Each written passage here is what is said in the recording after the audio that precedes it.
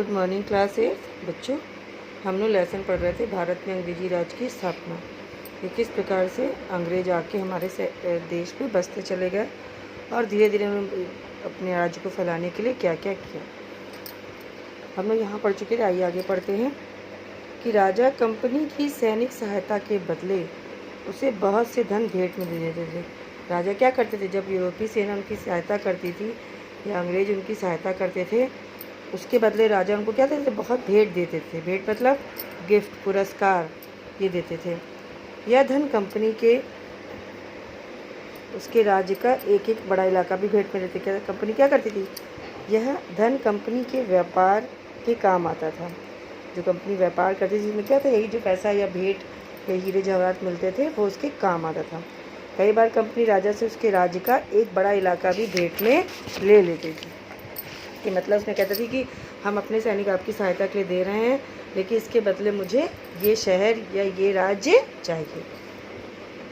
उस इलाके में गांव शहरों में कंपनी लगान वसूल लेती थी और लगान से मिले धन से व्यापार करती थी।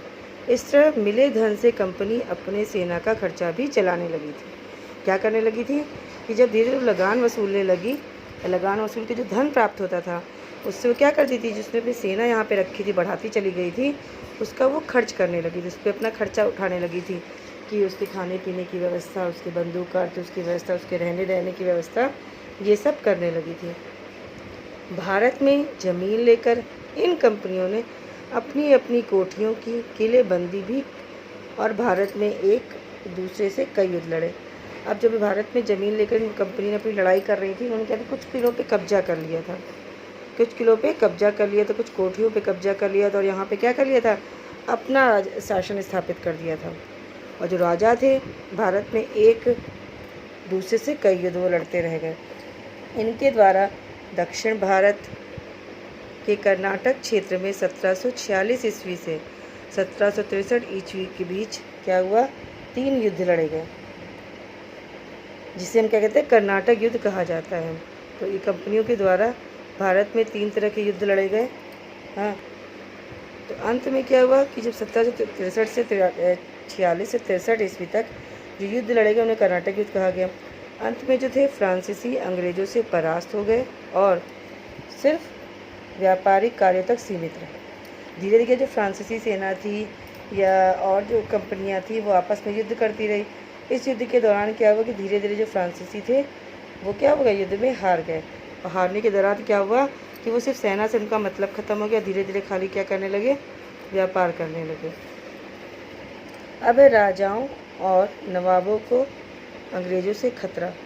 कंपनी को भेंट देने और उसकी सेना का खर्चा उठाने में भारतीय राजाओं पर बहुत बोझ पड़ने लगा था। जब जो भारतीय राज्य थे, जो कंपनी की से सहायता जिन्होंने ली थी, अब वो क्या कहते हैं, उनकी सेना को उनको रखना पड़ता था, उनकी देखभाल करनी पड़ती, उनकी खाने पीने की व्यवस्था करनी पड़ती थी। तो जब ऐसा करने से क्या होता था कि जो कंपनी को भेंट देने पर जो उनकी सेना का खर्चा उठाना था वो भारतीय राजाओं को बहुत बोझ पड़ने लगा।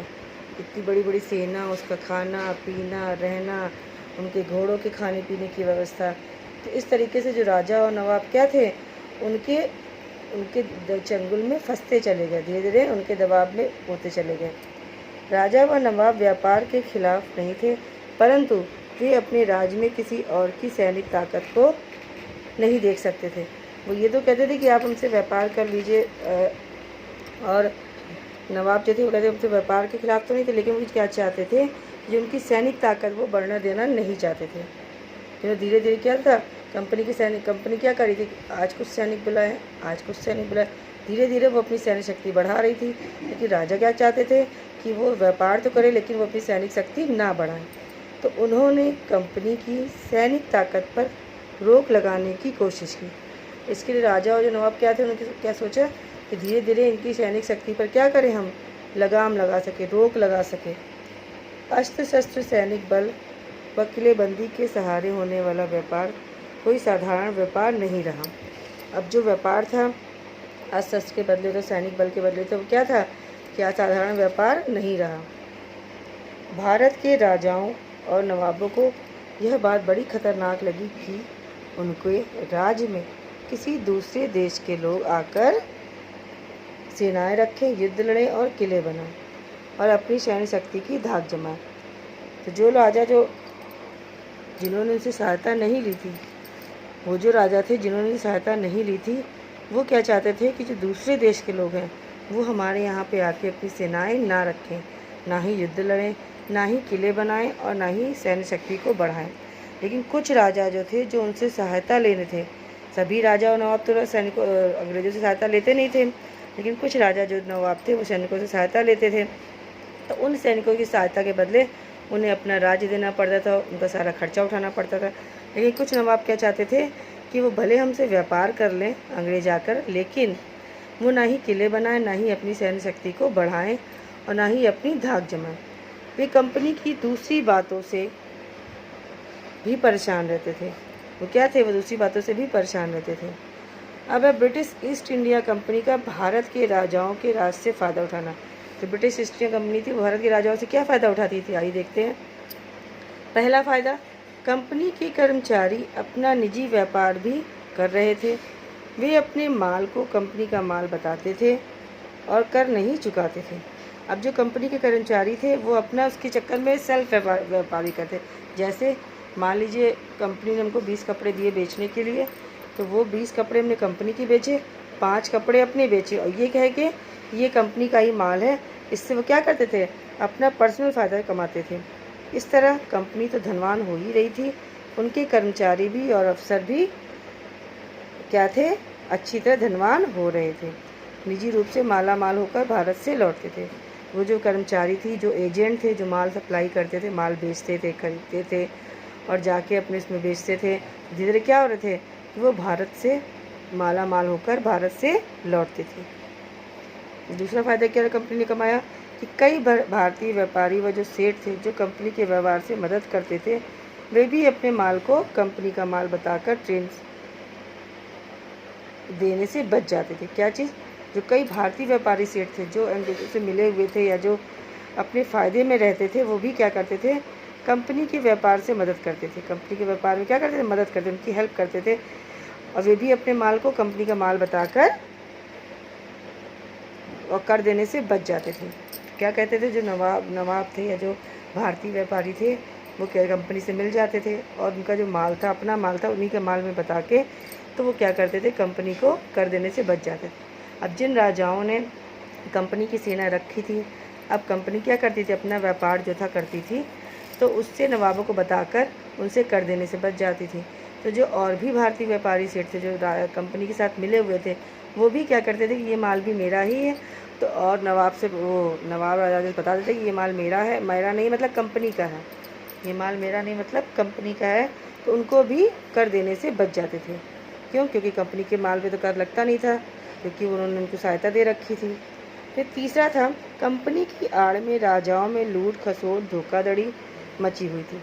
अब कंपनी की आड़ में, ये कंपनी का माल है, कंपनी माल है, एक दूसरे से लोग क्या कर रहे थे? लूट घसोट कर रहे थे, मतलब अपने फ़ायदे के चक्कर में नुकसान, अपने दूसरों को धोखा दे रहे थे, मतलब ये हो रहे थे, एक दूसरे की लूट खसोट कर रहे थे कि नहीं, ये मेरा माल है, कंपनी का माल, इस चक्कर में उसको बेच रहे थे और फ़ायदा कमा रहे थे।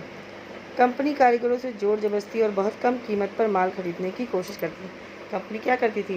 जो लोग होते थे उनसे बहुत कम कीमत पर माल खरीदती थी और उसको ले जाके अपने देश में बहुत अच्छे दामों पर बेचती थी, जिससे क्या धीरे धीरे कंपनी बहुत धनवान होती जा रही थी। जो इलाके कंपनी को भेंट में मिले थे, उनके किसानों से भी हद से ज़्यादा लगान वसूल करने की कोशिश करती रहती।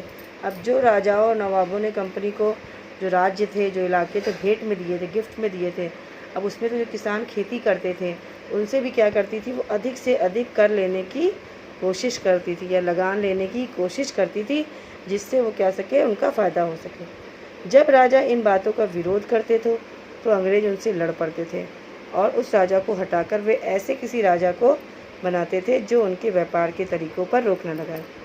अब जरूरी तो नहीं है कि जितने भी देश में राजा या नवाब थे वो सब सब अंग्रेज़ों से मिले हुए थे। कुछ राजा या नवाब ऐसे भी थे जो ब्रिटिश कंपनी की सहायता नहीं लेते थे।